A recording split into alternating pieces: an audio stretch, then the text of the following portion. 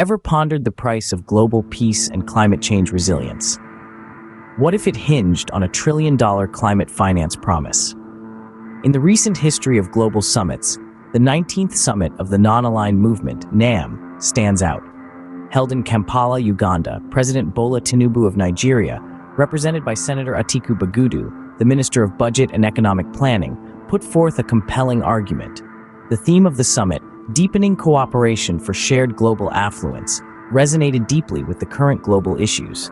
The proliferation of small arms, the threat of nuclear weapons, and the stark polarization between the developed and developing countries, reminiscent of the Cold War era, all point towards a pressing need for cooperation. President Tinubu urged the NAM member states to join forces with the United Nations. The goal? To emphasize the need for developed countries to provide $1 trillion in climate finance to developing countries. This commitment is to fulfill their promise of $100 billion per year in climate finance. In addition, Nigeria lent its voice to the common position of NAM member states in condemning the ongoing destruction of lives and properties in Gaza. The situation in Gaza has reached a critical dimension, with many lives lost, including women and children, and many more displaced. Nigeria stands with NAM in calling for an immediate, durable, and sustained humanitarian truce in the region. Addressing the issue of climate change, the Nigerian president highlighted the courage and ambition of developing countries.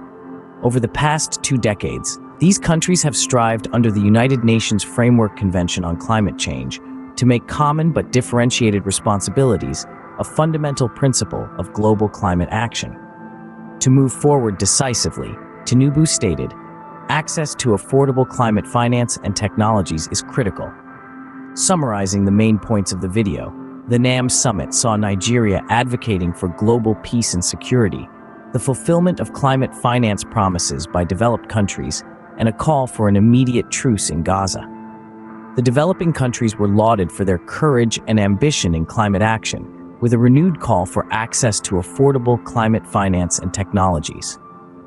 Amnesty International also plays a crucial role, urging U.S. Secretary of State Blinken to address human rights abuses in Nigeria and calling for the immediate release of NSAR's protesters in custody. In conclusion, the NAM summit served as a platform for countries to unite in their call for peace, climate action, and respect for human rights. The trillion-dollar question remains, will the developed countries fulfill their climate finance promise?